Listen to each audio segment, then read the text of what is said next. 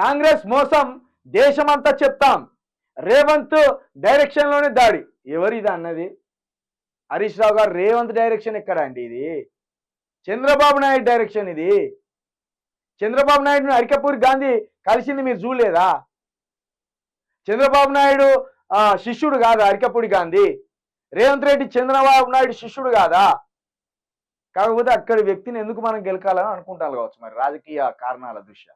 ఎందుకు వాని పేరు చెప్పి మనం అనవసరంగా వాడు చెప్తేనే వీళ్ళని తింటాలని మనం ఎందుకు చెప్పాలనుకుంటాను కావచ్చు. కానీ ఇది 100% నిజం. రేవంత్ డైరెక్షన్లోనే దాడి. రాళ్లు, కత్తులు, కర్రలతో కౌశిక్ రెడ్డి ఇంటిపైకి దాడి. 10 ఏళ్లు హైదరాబాద్ను కంటికి రెప్పాలా కాపాడుకున్నాం. రేవంత్ రెడ్డిపై చర్యలు తీసుకోకపోతే రాహుల్ గాంధీ ఇంటి ముందు ధర్నా చేస్తాం. అరికపూడికి నార్సింగ్ స్టేషన్లో రాచ మర్యాదలు. హత్యాయత్నం కేసు నమోదు చేయాలి. హోంగార్డులకు జీతాలు ఇవ్వని దద్దమ్మ ప్రభుత్వం. హోంగార్డులకు జీతాలు ఇవ్వని దద్దమ్మ ప్రభుత్వం. అధికారం శాశ్వతం కాదు, పోలీసు అధికారులు జాగ్రత్త. బీఆర్ఎస్ ఎమ్మెల్యే కౌశిక్ రెడ్డిపై దాడి చేసిన ఎమ్మెల్యే అరికపూడి గాంధీ, కాంగ్రెస్ కార్యకర్తలతో పాటు సహకరించిన పోలీసులపై చర్యలు తీసుకోవాలని హరీష్ రావు డిమాండ్ చేశారు.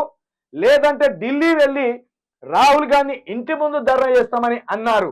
కాంగ్రెస్ పార్టీ బీఆర్ఎస్ ఎమ్మెల్యేలను ఎలా కొనుగోలు చేస్తుందో దేశం మొత్తం తెలిసేలా చేస్తామని హెచ్చరించారు. కౌశిక్ రెడ్డిపై దాడి చేసిన వారిని అరెస్టు చేసేదాకా, ఉసిగొల్పిన సిఐ ఏసీపీని సస్పెండ్ చేసేదాకా సిపి ఆఫీస్ నుండి కదిలి వెళ్లేది లేదన్నారు. కౌశిక్ రెడ్డి ఇంటిపై దాడి చేసిన గుండాలపై హత్యాయత్నం కేసు నమోదు చేయాలని డిమాండ్ చేశారు. ల్యాండ్ ఆర్డర్ కాపాడాలంటే సిపి, డీజీపీ ఉన్నత స్థాయి అధికారులు చొరవ తీసుకొని దీని మీద స్పందించాలని అంటున్నారు. ఇప్పుడు ఒకటి, అరికపూడి గాంధీ ఆయన ఇంటి నుండి దాదాపు 20-30 వాహనాలు వేసుకొని ఇదే పాడి కౌశిక్ రెడ్డి ఇంటి వరకు వెళ్ళిందంటే షేర్లింగంపల్లి నుండి కొండాపూర్ దాకా ఈ మార్గం మధ్యలో పోలీస్ స్టేషన్లు లేవా? అరికపూడి గాంధీ 100 మంది రౌడీలను తీసుకొని, గుండాలను తీసుకొని పాడి కౌశిక్ రెడ్డి ఇంటికి దాడికి పోతుందని ఇన్ఫర్మేషన్ తెలియదా? ఇంత తెలియకుంటున్నారా? ఒక ఎమ్మెల్యే ఆయన ఉన్న నియోజకవర్గం నుండి ఇంకొక ఊరుకు పోతుందంటే ఇన్ఫర్మేషన్ ఇస్తారు, సదర్ పోలీస్ స్టేషన్కి ఇన్ఫర్మేషన్ ఇస్తారు.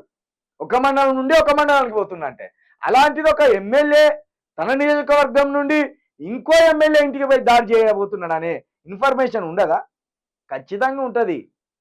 కాకపోతే ఇక్కడ పాడి కౌశిక్ రెడ్డిని హత్య చేసి పడేయాలి, మొత్తం హైదరాబాద్ని గత్తర లేపాలి, రచ్చ లేపాలి, హైటెన్షన్ వాతావరణం ఇక్కడ సృష్టించాలి. ఈ విషయంలో కాంగ్రెస్ సర్కార్కు మనం థ్యాంక్స్ చెప్పుకోవాలి. ఎందుకంటే మళ్ళా తెలంగాణ భావజాలాన్ని ఉసిగొల్పుతున్నారు. తెలంగాణ భావజాలాన్ని ప్రజల్లో మీరే రేకెత్తిస్తున్నారు. అందరం సమానమే, ఎవరితోటి పంచాయతీ లేదు, గుజరాత్ వాడు వచ్చినా హక్కున చేర్చుకుంటాం, ఒరిస్సాడు వచ్చినా హక్కున చేర్చుకుంటాం, ఉత్తరప్రదేశ్ వచ్చినా గప్చుపులు పెట్టుకొని బతుకు బిడ్డ అంటాం, రాజస్థాన్ వాడు వచ్చినా కారు బొంది అమ్ముకోరా మాలోనే కలిసిపో అంటాం, ఆంధ్రోడు వచ్చినా మా తెలుగు వాడే కాదురా నువ్వు కూడా రా పక్కకు అంటాం. అలాంటి సామరస్య వాతావరణం ఉన్న, ప్రేమ వాతావరణం ఉన్న తెలంగాణ ప్రజల్లో మరొకసారి చల్ని అమ్మ వీళ్ళంతా ఎవరు?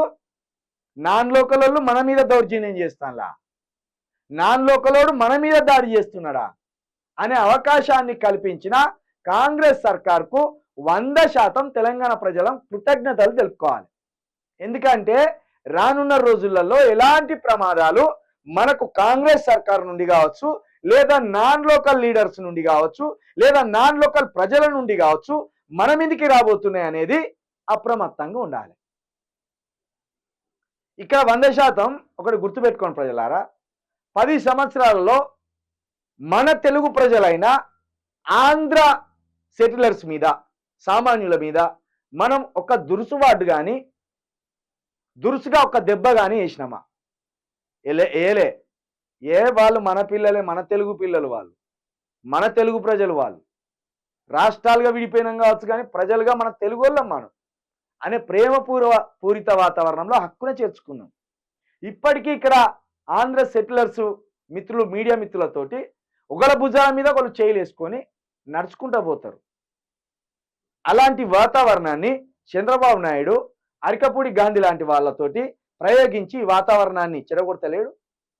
ఇప్పుడు మాకు కనిపించే కదా లోపల.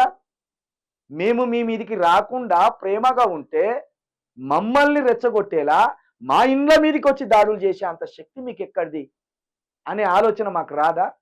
అనే ఫీలింగ్ మాకు రాదా?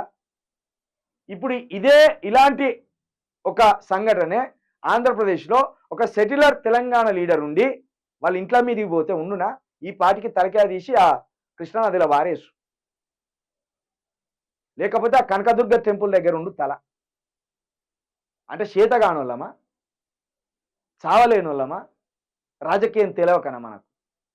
ఈ ప్రేమపూర్వకమైన వాతావరణాన్ని దయచేసి కాంగ్రెస్ సర్కార్ నెలకొల్పాలి. ఇక్కడ ప్రజలు భావోద్వేగాలు పోతారు. పాడి కౌశిక్ రెడ్డికి లేరా అనుచరులు? పాడి కౌశిక్ రెడ్డి ఎమ్మెల్యే కాదా? అంత మాత్రాన ఆయనే మందిని వేసుకొని పోయి కొట్టాలా? దయచేసి రాష్ట్ర సర్కార్ కావచ్చు, ఇక్కడ ఉన్న డీజీపీ గారు కావచ్చు, ఇది లోకల్ నాన్ లోకల్ ఇష్యూ కింద పడకముందే ఈ సమస్యను పరిష్కరించాలని మేము యూనిస్ తరఫున, మా తెలంగాణ ప్రొటెక్షన్ ఫోర్స్ తరఫున కూడా మీకు విజ్ఞప్తి చేస్తున్నాం. చాలా భావోద్వేగపూరితమైన సమస్య ఇది. దీన్ని ఇక్కడితోటే హ్యాండిల్ చేసి పరిష్కరించాలి. ఇక లేకపోతే ఇదే హరీష్ రావు గారు ఢిల్లీలో పోయి మంట పెడతాను అంటాను. ఢిల్లీలో పోయి మంట పెడితే ఇది మళ్ళీ ఒకనాటి ఉద్యమ రూపం తీసుకుంటుంది. ఉద్యమ రూపం తీసుకుంటే స్పష్టమైన విభజన రేఖ వస్తుంది. స్పష్టమైన విభజన రేఖ వచ్చినప్పుడు ఎలాంటి పరిస్థితులకు దారితీస్తుందో కూడా ఊహించలేము. ఆ స్థితి దాకా తీసుకుపోవద్దు.